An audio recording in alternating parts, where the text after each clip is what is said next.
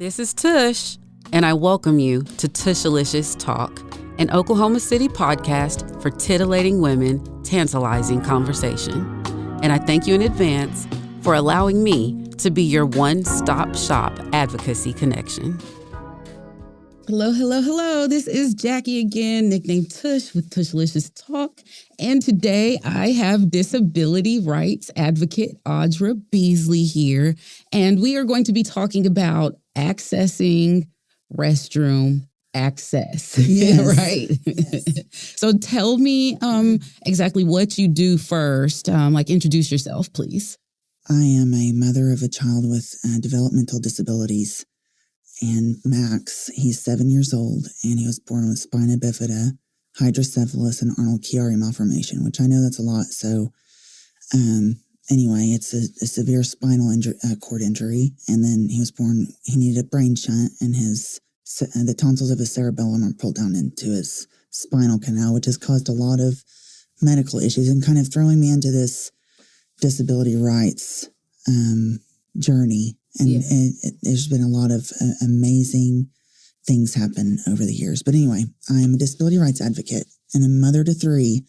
And that's how we've got to know each other too, isn't it? Yeah. So I know a lot of people out there know I have a nephew in Texas that unfortunately had drowned earlier this summer. And he did not pass away, but he had drowned for a couple of minutes so that even right now, at the end of 2023, he is still in the hospital. He is recovering, but he is not able to walk right now.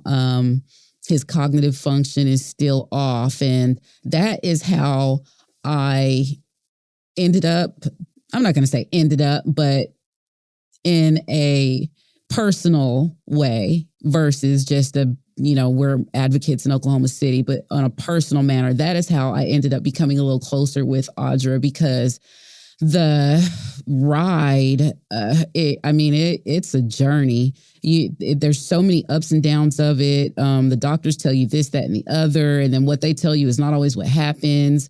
And it's just, yeah, it's a lot. It's a lot of trauma. It is. It's trauma, isn't it?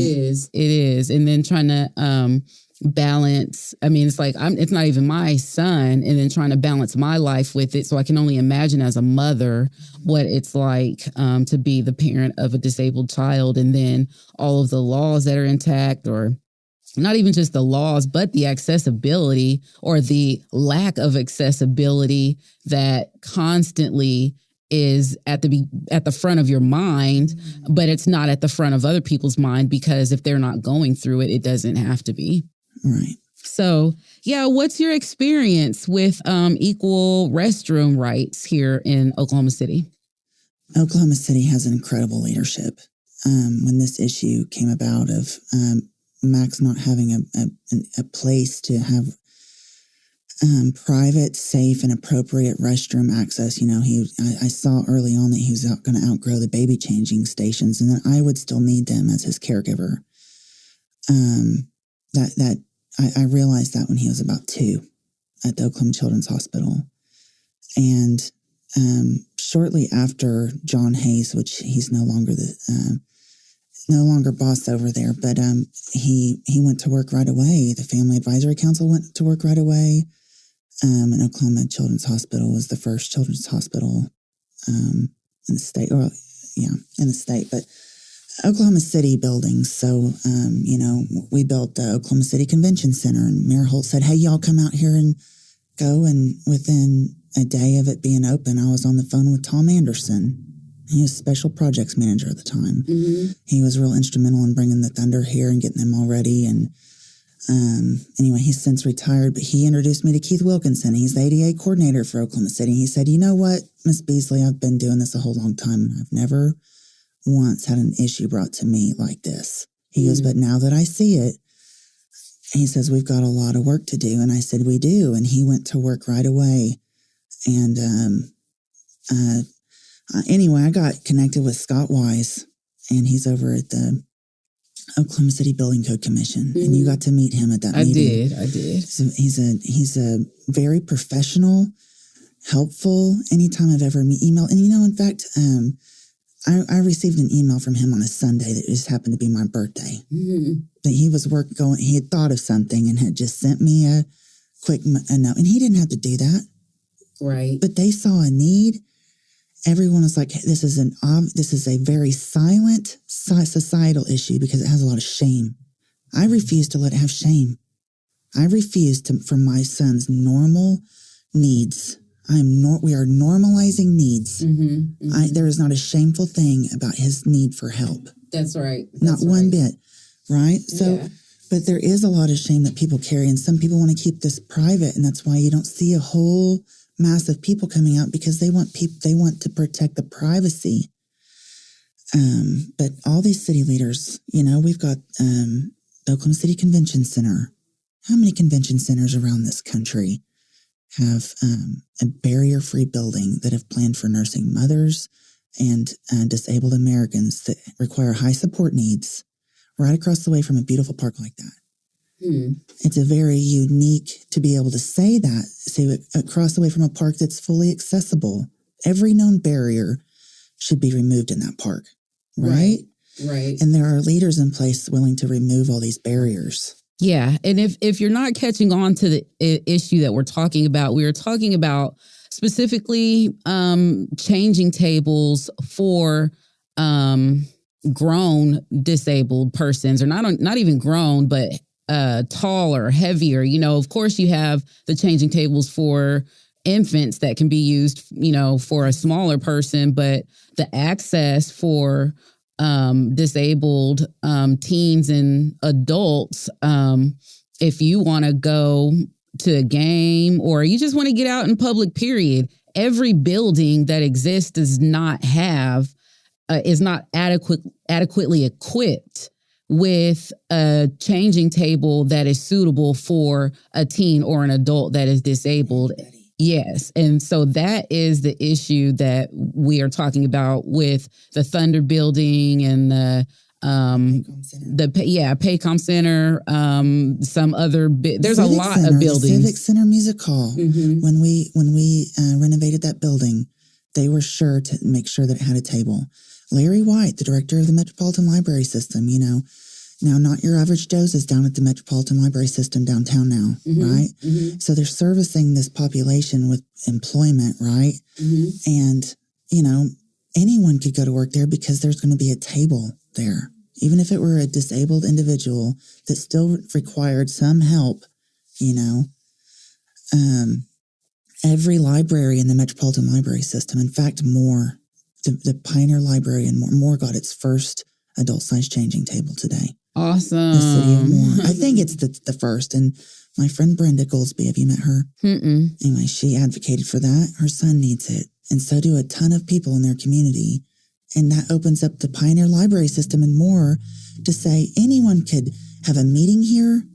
Anyone could come here. Any community member can come here, and there's not a barrier in this building. Right, because imagine trying to take your child somewhere and they need to use the restroom, and then let me Google where's the closest place where I can help him use the restroom. Like that has to be frustrating.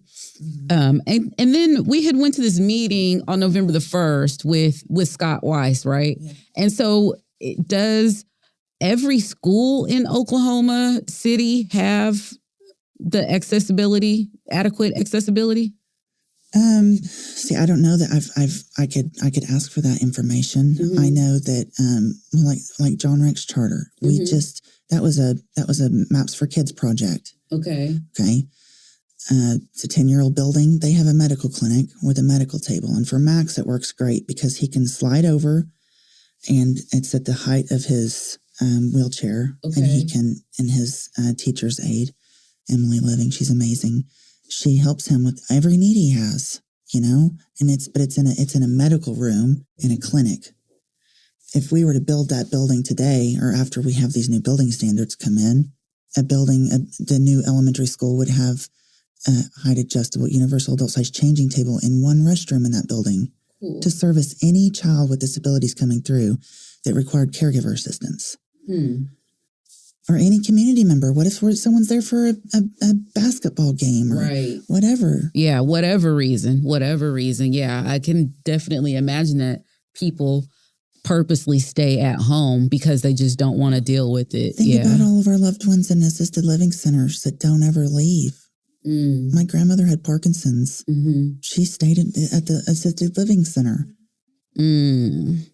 So in all your advocacy efforts, your goal is to pretty much get accessibility in like every building in Oklahoma City. Every single building. No. My goal is, with him going to John Rex Charter, he's the first kid to be the first kid going to a public school that I'm aware of in the heart of downtown Oklahoma City. He's going over to the Myriad Gardens. He's going to Scissortail. He's going to see Thunder Blue games. He's going to the Civic Center, the downtown library, the Judicial Learning Center and that federal courthouse. I mean, Wesley and at the fourth grade, all fourth graders went on a free, walk down to the judicial court. Well, when it's Max's turn? Yeah. Yeah. Will we be having to come back to the school? Am I going to have to leave a federal building for restroom access for my kid? So the General Service Administration has told me that there will be a renovation and that federal courthouse will have a universal adult-size changing table, both buildings. So the federal courthouse and the old U.S. Post Office building. Well, both those buildings will have access. Oh, awesome. Congratulations. But I asked them for temporary accommodations. And I still haven't heard a response on that. Okay. Because I think that, what if Max is invited there before 2025? Yeah. And what would happen? What if he was there with the whole kindergarten class of John Rex Charter Elementary School? And I had federal guards tell me to take him to the floor in the bathroom. That's what they told me when I popped in. I like to go long distance walking. I'll drop my kids off and go walk around. And I popped in one day and I said, if my son were to come down here with his class, where would you suggest I change his diaper if he needed restroom access? Which the fourth grader spent like 3 or 4 hours in that building that day. And they said, well, there's the women's restroom is right down there. I said, well, it doesn't have anything to accommodate his needs. Where would I change his diaper? And they just told me all I'd have access to is the women's restroom. I'm not going to put him on the floor in a federal building. Like bare floor. No mat, no nothing, just a bare floor. See, I've had state employees tell me to bring a yoga mat, bring my own blanket. Ma'am, do you travel with your own folding table? No, nobody does. No, but I do travel with a wheelchair and a diaper bag and my purse, and I don't have room for no folding table. Right? Yeah, who does in 2023? It goes back to the ADA. And there's a huge issue and a difference between working with the people at the city and the federal government. I've experienced these people working for the city and the federal government. They know the federal laws I'm talking about. And everyone that I've dealt with at the state, they haven't been interested in listening to me about the laws I know about. But if you read Title II of the ADA, it clearly states that all Title II buildings, which is buildings we fund, any building we fund, taxpayer money, we should offer reasonable accommodations in the event a barrier is presented. And not having restroom access, it's discriminatory to direct me to the floor. And I hadn't even thought about that until someone told me it is discrimination against you too. And yes, it is. It is discrimination against me. You cannot, if they're not directing you to the floor, you can't direct me to the floor. That's right. Right? That's right. So Title II of the ADA says that you have to provide reasonable accommodations unless it shows too heavy of a burden. And you can't tell me a $2,800 table put in a room like the Will Rogers World Airport. That's not a restroom either. What I'm asking for the Oklahoma State Department of Education for is just a room with a table. And it's no different than what the Will Rogers World Airport did. Karen Carney out there is city leadership again. She went to work immediately. And do you know how much red tape you got to do anything at the airport? Yeah. There's the airport trust. There's all these things, right? We were the 14th airport in the nation to put in an adult-sized changing table, first in the state. And now all the airports have one. Tulsa has one, and Stillwater have one too. That's awesome. But before it, Karen Big ups Carney to Oklahoma. she didn't like the idea of not having anywhere for her staff to tell me where to go. Yeah. Yeah. Good for her. I'm glad that she cared enough to get on the ball. So is the main reason that some of the legislators don't support it is because they say we can't afford the $2,800? Is that basically it? No, I don't think the cost has anything to do with it at all. I don't think the cost has anything to do. But I would rather.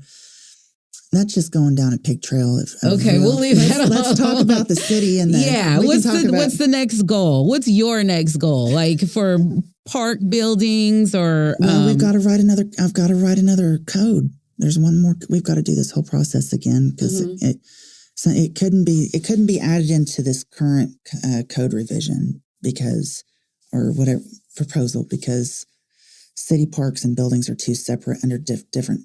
Anyway, they're two very different things. But yes, I would like to introduce or talk with Scott Wise if he'll work with me again. He's so nice. But yeah, we need all new or renovated if they can hold it and a renovated one, but all new outdoor restroom pavilions. We should just go towards a 1-unit restroom, right? If we're going to do that, it's going to have a cement bench. It needs a cement bench to slide over. So Ruby Grant Park, and my husband and I volunteered on the planning of that. Like gave community insight. And where is that at? Norman. Okay, I'm listening. I think it's the most inclusive park that I've ever been to. It's barrier free. And they've done a great job of planning for all. But if you'll go to every bathroom pavilion and the family restroom, there is a cement bench the height of an adult sized wheelchair. So if I were with you and I needed to help you, I could just help you transfer over to a cement bench that's indestructible. Okay. Right. And then I could help you with whatever you need, and then you could slide back over into your wheelchair. It's not It's not exactly the easiest, but to expect to put an adult size changing table, even a wall mounted one, people are brutal to city parks, and that goes back to wisdom from Tom Anderson at the city. He told me if it has cement walls, it needs a cement bench. If it's got sheetrock on the walls, we need to have a height adjustable adult size changing table. And he taught me that. Because whenever I told him the story about Ruby Grant Park and what we were advocating for, because we were advocating for adult-sized changing tables at those parks, but that's not what the engineers and all those on the planning commission and architects came up with. They came up with a 24-inch, 26-inch wide cement bench that was 6 feet long that you could change a baby at. You could sit and, if you needed to change your clothes after a soccer game or whatever you needed to do, you had a bench there that wasn't the floor. Right. Cool. Yeah. Multi-purpose, whatever you need to use this bench for. Okay. Yeah. And that's what we want all over Oklahoma City. I think so. I mean, have you seen the baby changing stations at Scissortail Park? No. All of them. Because they take a lot of abuse. People abuse them. Well, they break the mirrors in the park, and I thought they only had those porter potties at Scissortail. I don't know. I haven't used the restroom out there before. There's one at the Love's Travel Stage. There's one at Spark, which is a little eatery. They have one over on the west side of the park by the pond, where the kayaks are at the skate rink. I'd say there's 7. I'll have to go in there next time and check it out and see what you're talking about. So what is the process? Like as far as the public goes, what can the public do to help get those